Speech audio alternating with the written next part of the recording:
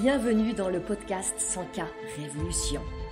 Je suis Anne-Valérie Raucourt, je suis coach et mentor pour les femmes déterminées à développer leur entreprise en quittant les diktats, en affirmant qui elles sont, en faisant ce qu'elles aiment, en vivant plus de liberté et de joie. Ici, nous célébrons la puissance des femmes qui disent oui à leurs talents et les mettent au service d'un business florissant et d'une vie extraordinaire. Ce podcast vous montre comment appliquer les principes de l'énergie, du mindset, de la spiritualité et des stratégies alignées pour créer un succès indécent en partant de vous. Vous allez créer vos premiers 100K par an, puis par mois. Je l'ai fait. Vous pouvez le faire aussi. C'est la 100K Révolution. Bienvenue sur ce podcast. Bienvenue en 2024. Je vous souhaite une merveilleuse année. J'ai un petit message pour vous. Un grand message en fait, je crois. Quoi que vous ayez vécu l'année passée en 2023, c'est une nouvelle aventure qui commence. Et vous savez quoi? Vous pouvez alléger votre sac de tout ce qui ne vous sert plus, tout ce qui est lourd, tout ce qui vous encombre. Et aussi, et ça c'est la deuxième partie qu'on oublie souvent, choisir de prendre en conscience avec vous tout ce qui va vous aider. Et tout ce qui va vous aider, devinez, c'est déjà là. Il n'y a rien à aller chercher. Vos ressources, elles sont là. Quand je parle de vos ressources, j'entends vos forces, vos talents, vos dons, vos expériences, vos qualités, vos valeurs. Et le passé, il ne dit absolument rien de vos possibilités. Le champ des possibilités, même des potentialités, il est immense. Alors je vous invite à ressentir de la gratitude pour tout ce que vous avez traversé et transcendé en 2023. Et peut-être aussi de la fierté pour celle que vous êtes devenue au cours de ce chemin-là. Et si vous avez atteint vos objectifs business et ceux dans tous les autres champs de vos vies, célébrez. Et si vous n'avez pas atteint vos objectifs ou certains d'entre eux, célébrez aussi. Tout ça fait partie de la vie et contribue à ce que vous allez créer pour cette nouvelle année. C'est un nouveau chapitre du fabuleux roman de votre vie qui s'ouvre. Et l'auteur, c'est vous. Quelle nouvelle histoire est-ce que vous voulez écrire? Qu'est-ce que vous voulez ressentir, expérimenter, vivre? On y va ensemble. Et comme premier épisode, pour cette nouvelle année, j'ai choisi de vous emmener avec moi au Mexique. Au Mexique où j'étais début décembre, il y a un mois. J'y suis allée parce que j'allais là-bas en immersion avec le mastermind dans lequel je suis, le mastermind qui est guidé par Martin Latulippe. Et dans cet épisode, j'ai envie de vous parler de ce mastermind.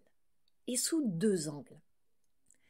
Le premier, c'est que j'ai envie de vous offrir un point sur le contexte que l'on a vécu en 2023 et celui qui ouvre aussi cette nouvelle année. Parce que sur les réseaux sociaux, quand vous suivez des entrepreneurs, des influenceurs, ils disent très très peu la vérité sur ce qui se passe dans leur business. On voit le côté glorieux, brillant, ce qui est une toute petite partie de la vérité. Et j'ai envie qu'on en parle. Ensuite, je veux vous partager mon vécu personnel, avec beaucoup d'authenticité, beaucoup de sincérité. Et vous verrez que même dans un endroit totalement idyllique, avec des personnes profondément fantastiques, tout n'est pas toujours rose. Et ça a commencé par mon arrivée au Mexique, où moi je suis arrivée mais pas ma valise. Ça a donné une certaine tonalité. Restez avec moi, je vais tout vous dire tout à l'heure. Et enfin, là si j'avais un tambour, je ferais un roulement de tambour. Un grand changement arrive dans le podcast et ça, je vous en parle à la fin. Pour commencer, un point sur ce qu'est un mastermind. Un point rapide parce que peut-être que pour certaines d'entre vous, c'est quelque chose d'assez obscur. C'est très simple en fait. C'est un groupe d'entrepreneurs qui se rassemblent autour d'un leader et qui se réunissent sur une certaine période, souvent c'est 6 à 12 mois. Je vois certains masterminds qui sont beaucoup plus courts. Pour moi, on n'est plus dans l'esprit du mastermind où il faut du temps pour tisser des liens, avoir des échanges profonds, grandir ensemble, parce que c'est ça l'objectif, c'est de grandir et d'évoluer ensemble, de soutenir à la croissance de nos business, d'évoluer aussi en tant qu'êtres humains, avec cette intention partagée qui est de toujours mieux déployer notre potentiel et de toujours mieux contribuer aussi grâce à nos dons, nos expertises, nos envies, nos désirs. Et pour ça, on travaille à la fois sur des stratégies, on travaille beaucoup sur des stratégies, des tactiques, on travaille sur nos business models et aussi en parallèle, on fait toujours un travail de mindset, d'état d'esprit. Comment ça se passe? Très concrètement, on a plusieurs rendez-vous mensuels qui se passent sur Zoom parce que dans le mastermind de Martin et la Tulipe, on est en partie des Français et en partie, plus grande partie des Québécois. Donc c'est un mastermind de francophonie mondiale. Donc les rendez-vous mensuels se passent sur Zoom. On a des experts, des très grands experts qui viennent nous partager leur vision du business, des clés, des stratégies. On a des temps de coaching individuel et collectif, des hot seats comme on l'appelle, où on est coaché dans l'espace d'un groupe et où chacun apporte sa vision sur notre problématique, des temps d'échange, on a des immersions en présentiel. Et justement, ce dont je veux vous parler là, c'est une des 2 immersions de l'année, celle qui est au Mexique. Qu'est-ce qui se passe vraiment dans ce temps d'immersion qui peut paraître un petit peu mystérieux? Vous rassemblez une trentaine d'entrepreneurs, on était une trentaine je crois au Mexique, avec vraiment des grands noms du business web de la francophonie. Il y a bien sûr Martin la Tulipe, je ne peux pas tous les citer, mais j'ai envie de citer François Lemay, Paul Pironnet, Christian Junot, Nathalie Cariou, Ludovic Leroux et plein d'autres. Je ne veux pas tous les citer, je m'arrête là pour ne vexer personne. Qu'est-ce qu'on fait dans ces immersions où on se retrouve pendant une semaine ensemble dans un très bel hôtel? On a des temps de travail dans une salle de manière très classique. On a nos carnets, on note, on écoute, on partage, on questionne. On a aussi beaucoup de temps d'échange hors du cadre de la salle. Et ça, c'est d'une très grande richesse. On passe en général une bonne moitié de journée en salle et le reste de la journée hors salle. Ces temps d'échange tellement riches, ils peuvent se passer autour de la piscine, avec une pina colada le soir, en faisant une balade, en faisant une activité sportive ou autre. Et puis on a des temps de pur fun, des soirées, on danse, on chante, etc. Pour fermer ce petit temps de description de ce que c'est que ce mastermind, j'ai envie de vous partager 3 mots qui, dans mon ressenti, sont les fondements de ce qu'on vit dans ce mastermind-ci. Et j'insiste sur celui-ci parce que j'ai fait partie d'autres masterminds où les mots seraient assurément extrêmement différents. Et pour le mastermind de Martin la Tulipe, qui s'appelle le Cercle d'Excellence VIP, je ne vous l'ai même pas encore dit, il y a 3 mots à mon avis, de mon ressenti et de mon expérience. Vulnérabilité, générosité, désir d'évolution. Et je pourrais ajouter désir d'évolution dans l'excellence. Je ne vais pas développer ces 3 mots, ça pourrait faire l'objet d'un autre podcast. Je vais maintenant dans les 2 angles que je vous ai promis d'aborder. Le premier, je vous ai dit que j'allais vous offrir un point sur le contexte, l'environnement dans lequel évoluent nos business aujourd'hui. J'observe que sur les réseaux sociaux, qui est notre première source souvent d'observation et d'information pour aller tâter le pouls de ce qui se passe dans le business, la plupart des entrepreneurs, des influenceurs qui sont là, qui partagent, qui font leurs réels, leurs vidéos, leurs posts, ils disent très peu la vérité sur ce qui se passe réellement dans leur business. On voit encore beaucoup de partages, de succès, de moments de gloire, de trophées, de chiffres mirobolants. Et on voit encore très peu, et je pourrais dire trop peu à mon goût, les moments difficiles, les échecs, les flops, les émotions douloureuses, etc., etc. Et je ne suis pas en train de dire qu'il faudrait inonder les réseaux sociaux d'histoires dramatiques, mais rééquilibrer un peu. J'ai beaucoup d'admiration pour les entrepreneurs débutantes, vraiment beaucoup. Et quand je dis entrepreneurs débutantes, j'entends celles qui se sont lancées il y a quelques mois ou qui vont le faire dans les prochains mois. Pour moi, c'est une réalité que l'environnement, il est difficile. Et on peut tout à fait dire qu'on est dans un espace de coaching, que les circonstances, c'est neutre, que tout n'est qu'interprétation, que nos pensées créent notre réalité, qu'on se raconte des histoires. Oui, c'est vrai. Et aussi, il y a une autre vérité, c'est que l'environnement, aujourd'hui, il est difficile. Et je ne vais pas vous lister tout ce qui se passe aujourd'hui, vous le savez très très bien. La réalité, c'est que la très grande majorité des entrepreneurs que je connais, que ce soit des entrepreneurs débutants, qui ont quelques années d'entrepreneuriat, qui ont des décennies d'entrepreneuriat, une majorité ont eu en 2023 une baisse de leur chiffre d'affaires. Quelle que soit la maturité de leur entreprise, quelle que soit leur solidité entrepreneuriale, l'ancienneté de leur structure, leur mindset, etc. Je ne dis pas que c'est 100% et je serais incapable de vous donner des vrais chiffres, donc je ne vais pas vous en donner. Je peux vous assurer que c'est une très grande majorité et j'en côtoie beaucoup. Je vous dis ça avec une intention de normalisation, pas du tout une intention de dramatisation. Parce que ça ne veut pas du tout dire que tout est foutu, que tout part à volo, que c'est même pas la peine de remonter sur le cheval et de partir au trot ou au galop pour cette nouvelle année. Ce que ça veut dire, c'est que ça devient de plus en plus important de travailler. Et pour moi, vous le savez, c'est un très beau mot, ce mot de travail. Travaillez sur votre état d'esprit, le mindset, comme on dit en anglais. Travaillez sur votre énergie, travaillez sur vos stratégies. Pourquoi vous le feriez ce travail? Pour vous d'abord. Pour vous sentir bien à travers tout ce que l'on vit. Et aussi pour toutes les personnes qui gravitent autour de vous. J'entends là vos clients, vos partenaires, vos familles, vos proches, vos amis. Pour vos communautés, pour vos audiences. Parce que vous êtes des leaders. Vous êtes visibles. Vous êtes des phares. On vous regarde. Alors peut-être que vous vous dites, oui, non, mais moi personne ne me regarde. Si, on vous voit, on vous regarde. Chacune de vous, vous êtes une leader.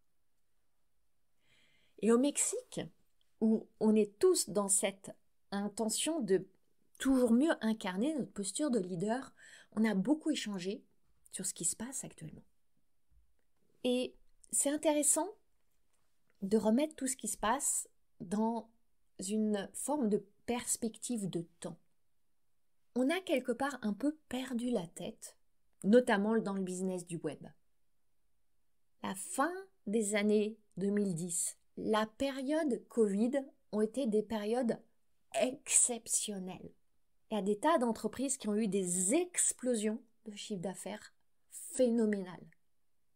C'est ça qui n'était pas normal. C'est ça qui était exceptionnel. Et maintenant, on est dans une phase, certes, de contraction, mais on va tendre à revenir vers une autre forme de normalité.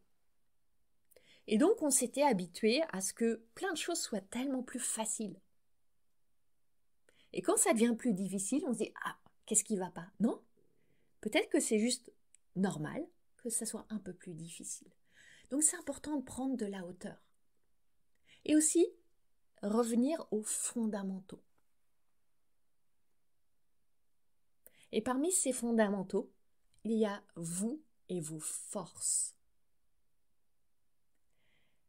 Si vous prenez un joueur de piano, un joueur de tennis, un joueur de ce que vous voulez, inlassablement, même après 30 années de pratique, il travaille, le pianiste, il va retravailler ses gammes. Le joueur de tennis, il va retravailler son coup droit. Il ne s'arrête pas, c'est jamais acquis. Et nous, on voudrait croire que un jour, ça y est, on va se poser, c'est acquis, c'est terminé, l'argent va tomber du ciel. On a sans cesse à travailler notre kudura, nos gammes, notre jeu. Revisiter, c'est quoi mes forces, c'est quoi mes talents, c'est quoi ce que j'aime faire, c'est quoi là où je suis bonne, c'est quoi la valeur exceptionnelle que j'apporte, à qui j'ai envie de l'apporter, comment j'ai envie de l'apporter. Et là, on est dans une période de l'année où c'est merveilleux de faire ça, symboliquement. Et pas seulement parce qu'on est début janvier, à tout moment de l'année. Et c'est un travail que je fais régulièrement. Revenir à ces fondamentaux-là. Et c'est bon, ça revivifie aussi le sens de ce que vous faites.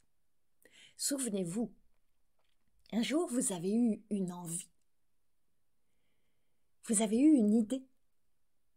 Vous avez eu un élan. Et ça s'est transformé en un business. Où ça va se transformer, où c'est en train de se transformer. Revenez à cet élan premier. Et à cette énergie que je crois, si vous êtes là dans ce podcast, vous porte. Celle de servir. Et là, j'ai envie de faire un pont que très souvent je vois les entrepreneurs ne pas faire. Et ça les dessert. Un pont avec le marketing. Ma définition du marketing, c'est celle-ci. Le marketing, c'est servir avant d'être payé.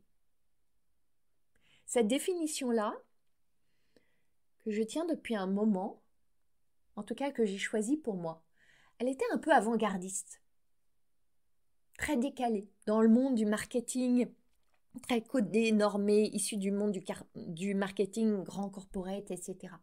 Et je crois que ça devient de pleine actualité, parce qu'aujourd'hui, les gens ont besoin d'être rassurés, d'être réconfortés, d'être mis en confiance. Et c'est à vous de créer la confiance. Et quel magnifique moyen de créer la confiance que de le faire en servant.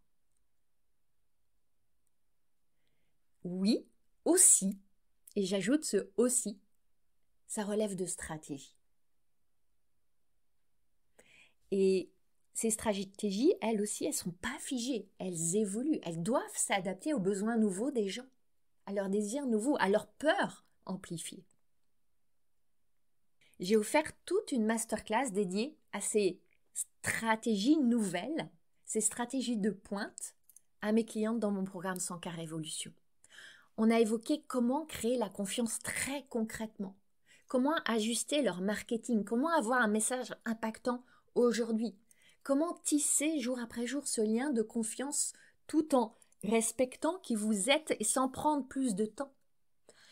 Aussi, comment accroître leur audience quand il y a tellement de brouhaha ambiant. Comment lever les objections? Parce que, ouais, il y en a de plus en plus. Il y a de plus en plus de peur et c'est leur reflet. Je ne peux pas aller ici dans ce niveau de détail et surtout dans la mise en action, la mise en mouvement, l'explication de comment vous allez faire ce post, cette vidéo, etc. Ce n'est pas l'espace du podcast. Seulement, ce que je veux vous dire, c'est que quand vous décidez de rejoindre l'accompagnement 100K Révolution, cette masterclass, elle est pour vous, avec toutes les autres sessions spécifiques que j'offre à mes clientes pour qu'elles posent des actions ciblées, alignées, qui créent des résultats. Et je crois que c'est encore plus crucial dans l'époque qu'on vit aujourd'hui. Aujourd'hui, on ne peut pas se permettre de ne pas être agile. On ne peut pas se permettre de ne pas revisiter notre modèle de business. De le réadapter. De le réadapter à vos clients et à vous. Qu'est-ce qui vous rend vivante? Quand vous tendez l'oreille, que dit, que murmure, parfois c'est qu'un murmure, le pouls de la vie qui palpite en vous. Vous voyez, c'est le genre de questions qu'on se pose aussi, ou que moi je vais tisser après le mastermind. Maintenant, je vous ai promis que j'allais aussi vous partager mon vécu personnel. Et vous allez voir que même dans ce très luxueux resort à Playa del Carmen, au Mexique, avec des personnes fabuleuses, eh bien, j'ai rencontré des gros défis. Et à travers ma propre expérience, je vois aussi les expériences que vous vivez vous-même, les défis que vous rencontrez vous aussi. Et alors, je vais m'amuser à faire des ponts entre mes propres expériences et prises de conscience et comment ça va vous être utile pour vous et spécialement cette année. Je vais commencer par vous partager mon état d'esprit quand je suis arrivée au Mexique. Pour donner un peu d'éléments de contexte, j'avais passé 1 mois et demi à Bali en octobre-novembre. Je suis rentrée 5 jours en France. Je me suis posée chez moi le temps de faire toutes les machines, commencer les interviews pour le sommet entrepreneur hors des normes, rencontrer des gens, etc. Juste 5 jours avant de repartir pour le Mexique. Vous imaginez le décalage horaire? 7 heures avec Bali, 6 heures avec le Mexique dans l'autre sens, 13 heures. Je suis arrivée au Mexique épuisée. Mon corps était complètement à l'ouest. Alors, en effet, je suis partie à l'ouest, mais il était vraiment à l'ouest. Et en arrivant à Cancun, on est arrivé le soir. J'imagine que vous voyez ce moment où vous êtes devant le tapis à bagages. Il tourne, vous voyez tous les voyageurs qui prennent leurs valises les uns après les autres. La foule se clairsème et votre valise n'arrive pas. Et j'imagine que pour beaucoup d'entre vous, ça parle cette angoisse de « mais qu'est-ce qui se passe? Pourquoi ma valise n'arrive pas? Qu'est-ce qui s'est passé? Elle a disparu. » J'ai vécu ça et ma valise, elle n'est vraiment pas arrivée. Et ce qui est incroyable, c'est que c'est la 2e fois que ça m'arrive cette année. Ça m'est déjà arrivé en début d'année, quand j'étais partie à Bali. Et à chaque fois, autrement ça serait moins drôle, ça m'arrive quand je pars à l'étranger. Si c'était quand je rentre en France, bon, je rentre chez moi, j'ai plein d'affaires, tout va bien. Mais quand vous partez à l'étranger, que vous partez plutôt couverte, il faisait froid en France, vous arrivez là-bas, il fait plus de 30 degrés. Et vous n'avez rien, absolument rien, si ce n'est vos vêtements de voyage, c'est très déroutant. Avec en plus la fatigue. L'arrivée a été un peu compliquée. La première nuit aussi. Le lendemain matin, j'ai pris une décision. J'ai choisi d'en rire. J'ai choisi de raconter cette mésaventure, d'en faire une histoire, de la partager sur mes réseaux sociaux, d'en faire une leçon pour connecter avec les gens. Et j'ai raconté cette histoire avec l'humour qui était le mien à ce moment-là. Et ça crée de très belles connexions, parce que ça parle à la plupart des personnes, ça. Et ce que je veux vous dire, c'est que quand vous décidez qu'une péripétie de votre vie, et là évidemment je ne vous parle pas de choses dramatiques, parce que ma valise elle est arrivée finalement 2 jours plus tard, quand vous choisissez de raconter une de ces péripéties, avec peut-être une intentionnalité d'autodérision, d'humour, de connexion, de légèreté, ça va changer votre posture. Tout de suite, vous vous orientez vers « c'est quoi les leçons ? Vers quelle énergie j'ai envie de switcher ? Comment je veux connecter ?» Et ça a été vraiment radical pour moi. Même si, voilà, j'ai été un peu démunie, ça m'a confrontée à un certain nombre d'émotions, mais ça m'a tellement aidée à tout de suite aller changer mon mindset, élever ma vibration et vivre ça avec tellement plus de légèreté. Les péripéties de votre vie sont autant d'opportunités de raconter des histoires, de connecter avec votre audience de cœur à cœur. Observez. Et ça peut être des mini-péripéties. C'est des cadeaux de la vie.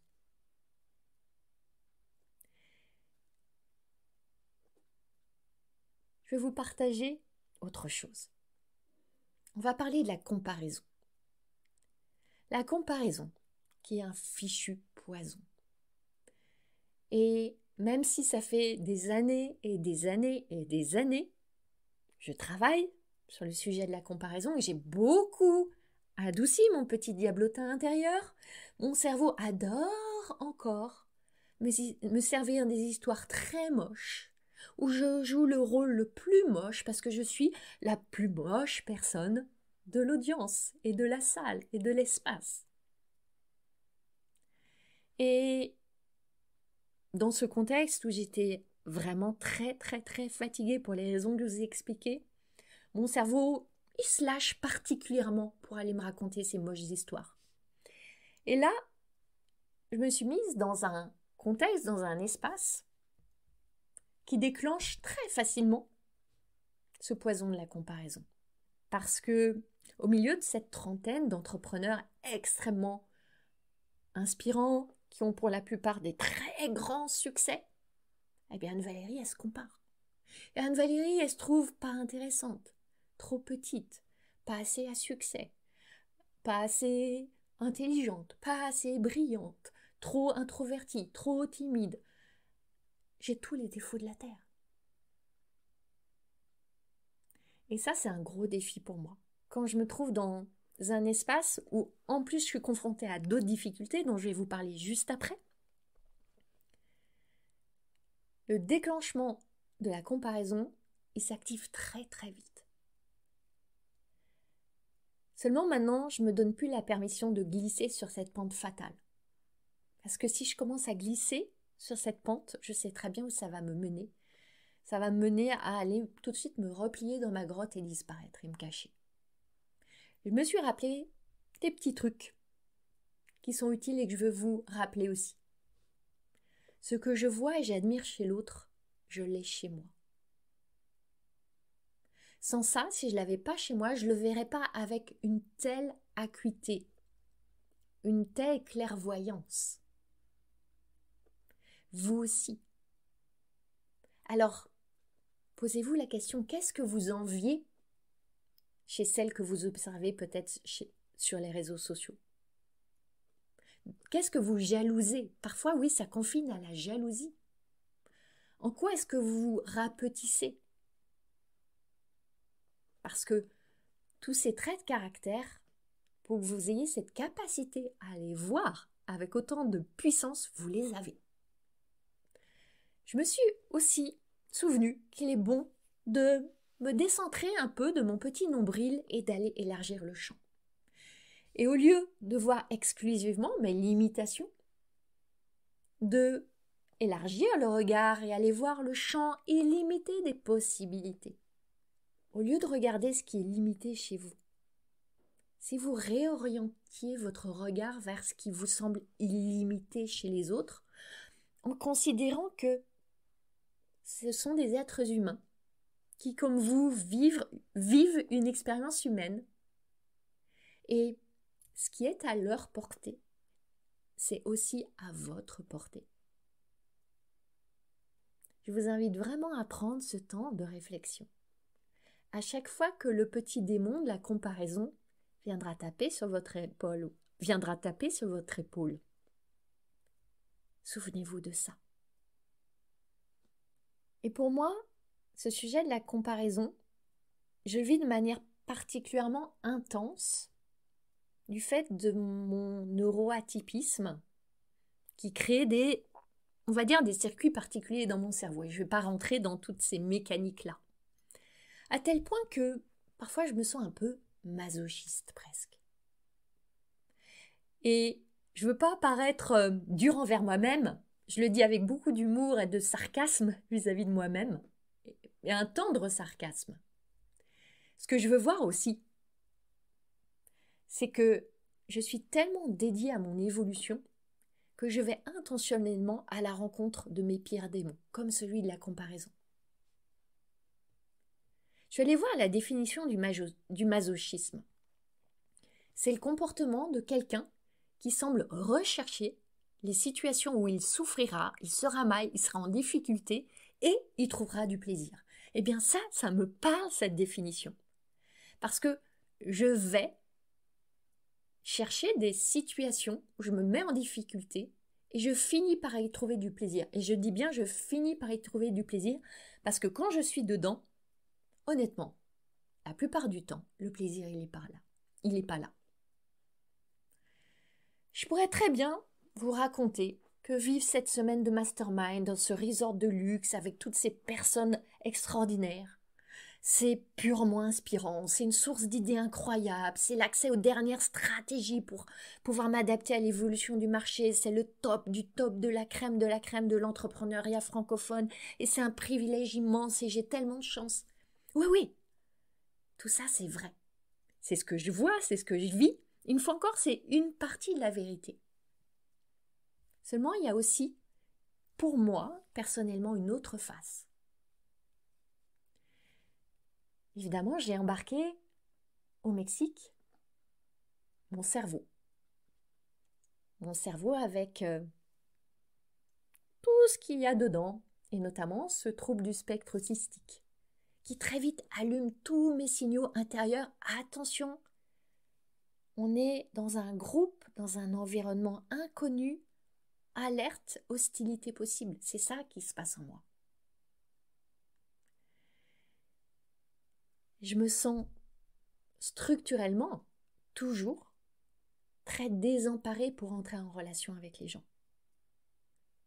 Sauf dans certaines conditions très spécifiques. Autrement, je me sens démunie. Et ça s'active. Plus il y a de monde, plus c'est amplifié, plus c'est dans un environnement inconnu, plus je me compare, plus c'est intense. Et en même temps, je ressens tellement de choses. Et quand je parle de ressentir, c'est dans tous les champs. Et je parle aussi des salles bruyantes, des restaurants où ça me donne le tournis, de la musique qu'il y avait en permanence dans ce resort, qui m'envahissait, de la foule qui m'oppressait. Tout ça, je le capte. Et évidemment, ça me met dans un état intérieur assez tumultueux. Et ce qui est difficile, c'est que, notamment dans ce mastermind où il y a beaucoup de personnes très extraverties, très à l'aise, où la plupart me semblent être comme des poissons dans l'eau, moi, eh bien, je suis comme un hérisson dans l'eau. Alors, peut-être que les hérissons savent très bien nager. Dans ma perception, un hérisson que vous mettez dans l'eau, ça va être compliqué avec ses toutes petites pattes. Donc, je garde mon image où, pour moi, le hérisson dans l'eau, il se débat. C'est très difficile, c'est énormément d'efforts et d'énergie pour lui pour surnager. Parce que j'ai vraiment à lutter contre beaucoup de choses qui se jouent en moi, c'est épuisant. C'est vraiment épuisant.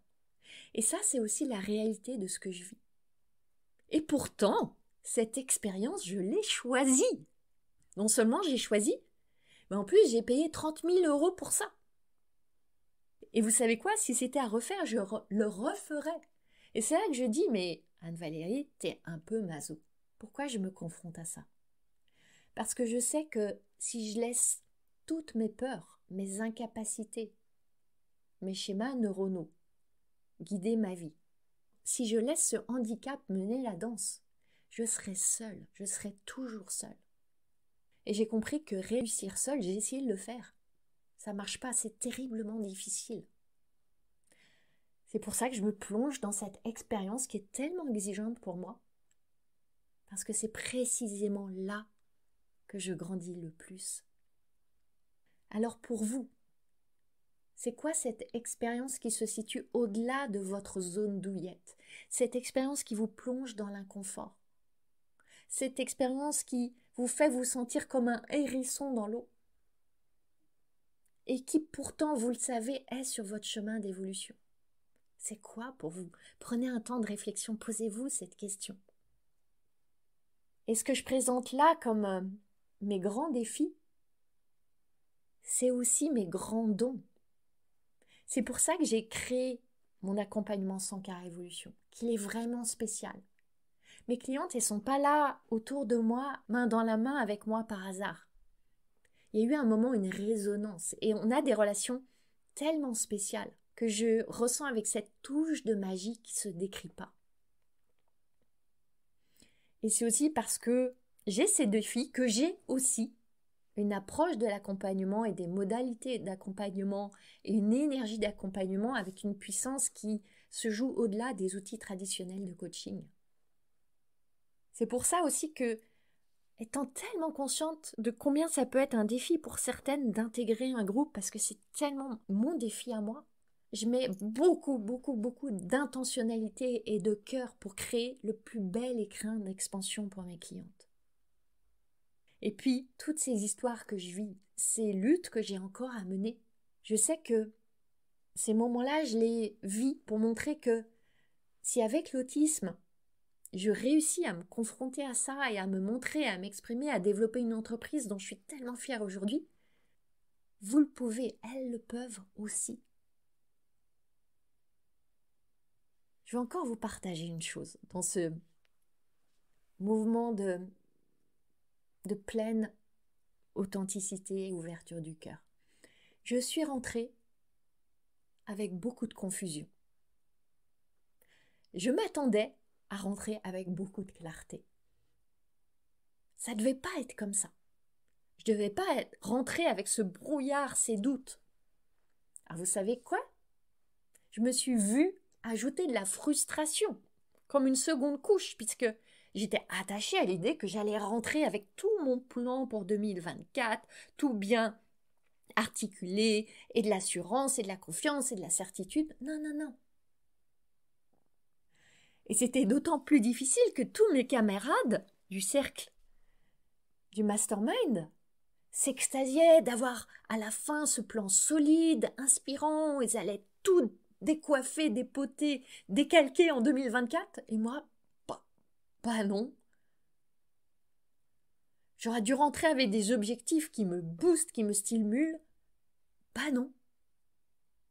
J'aurais dû repartir pleine d'énergie, revigorée. Pas non. Je suis repartie avec l'énergie du doute. Et vous savez comme on ne l'aime pas, l'énergie du doute. Ça, c'est l'attachement aux attentes. Et donc, c'est comme ça que ça devait se passer et pas autrement. Et c'est exactement ce dont j'avais besoin. Cette confusion, ce doute. Pourquoi? D'abord pour continuer à en aimer la beauté. Qu'est-ce que ça signifie, le doute? Ça signifie que les possibilités ne sont pas encore figées, que toute votre créativité peut se déployer, qu'il y a tellement de choses à aller explorer. C'est beau quand c'est pas figé,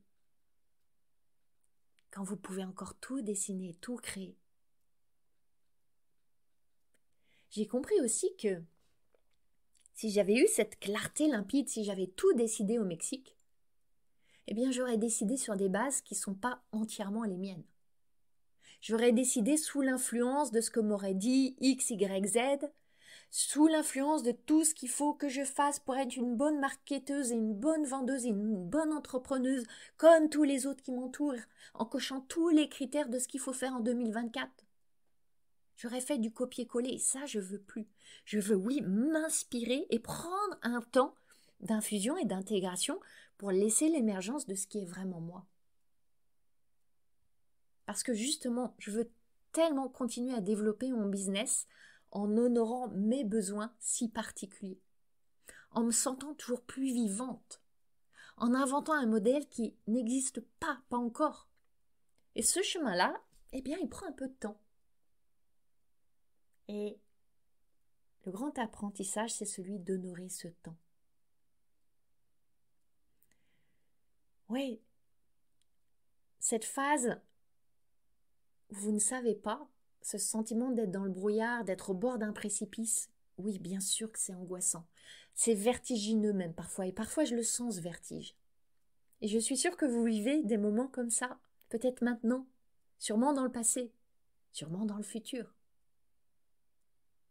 Si c'est maintenant, j'ai une chose à vous dire. Et si c'est pas maintenant, gardez la phrase que je vais vous offrir pour plus tard. Quand vous êtes au bord du précipice, vous devez sauter pour offrir à la vie la possibilité de vous porter, vous soulever, vous élever. Votre mission, c'est de sauter et d'ouvrir vos ailes. C'est un saut de confiance. C'est un saut de foi. Je vous souhaite vraiment de sauter à cœur ouvert dans les bras de cette nouvelle année et de la vie qui veut votre plein épanouissement. Et oui, avec les clients, avec l'argent, avec tout ce que vous désirez. Je vous souhaite vraiment un joyeux saut de foi. Et il y a une chose qui m'a insufflé une énergie de folie au retour du Mexique. Même si je suis rentrée avec cette confusion et cette grande fatigue, avec tous les décalages horaires dans tous les sens, toute cette énergie aussi que j'ai déployée pour m'adapter, les soirées tardives, tout ça, c'est tellement exigeant. Je suis rentrée en France, il me restait 2 semaines avant la pause de Noël. Et là, j'avais une période très intense de travail pour préparer le sommet entrepreneur hors des normes, avec en particulier toute une série d'interviews avec les intervenants du sommet.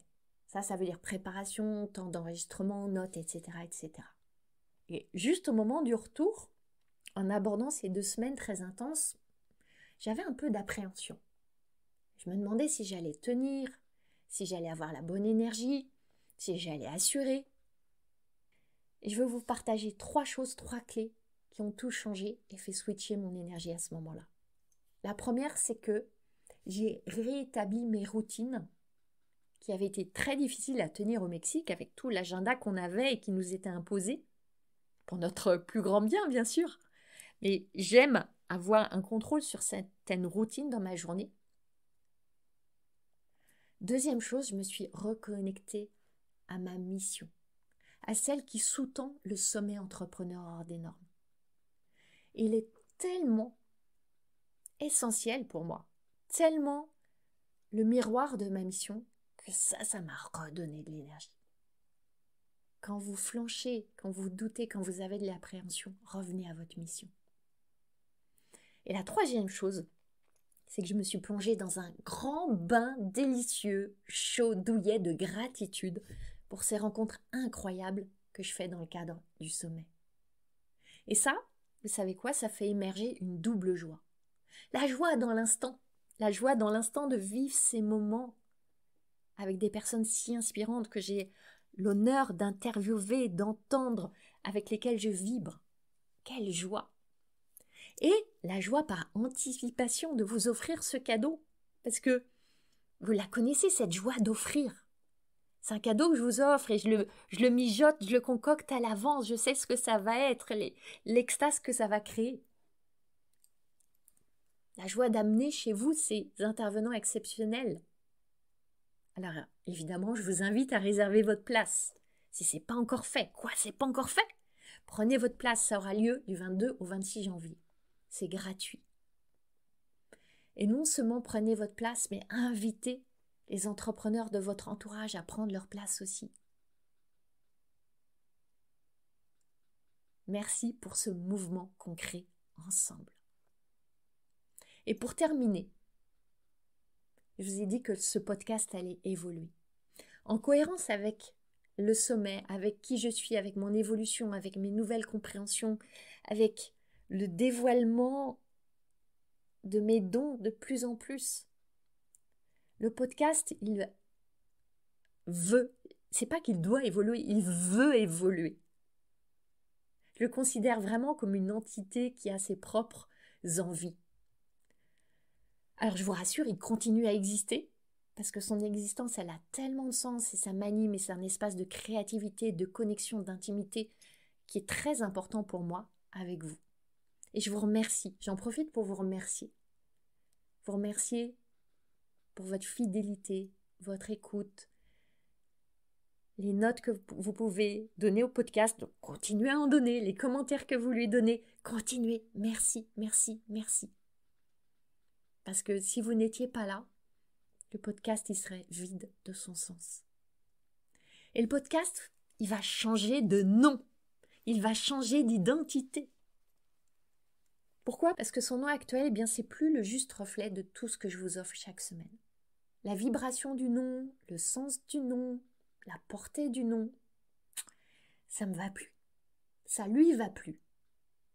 Et je veux plus que jamais accueillir dans cet espace des femmes qui se sentent différentes et qui veulent faire la différence en osant leur différence. Et bien sûr, qui choisissent la voie de l'entrepreneuriat pour ça. On accueille les hommes aussi, bien sûr, avec leur part féminine, les hommes qui côtoient des femmes. Bienvenue à vous. Parce que je sais tellement combien ça peut être frustrant de sentir qu'il y a ces trésors en vous, de savoir qu'il y a ce potentiel, de percevoir que vous pourriez créer tellement de grandes choses, avoir tellement de belles ambitions. Ouais, mais mais vous vous heurtez à vos propres freins, vos propres plafonds. Vous savez quoi? J'ai envie que vos plafonds d'aujourd'hui, ils deviennent vos planchers de demain.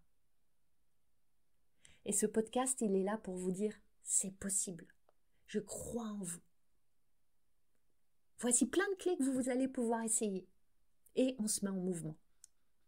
Alors, on se retrouve la semaine prochaine. Je compte sur vous pour découvrir la nouvelle vibration du podcast. Vous avez aimé ce podcast? Vous pouvez aider d'autres entrepreneurs à le découvrir. C'est très simple. Vous laissez une note et un commentaire sur votre plateforme d'écoute préférée. Vous pouvez aussi partager le visuel ou une capture écran en me taguant sur vos réseaux sociaux. Un immense merci.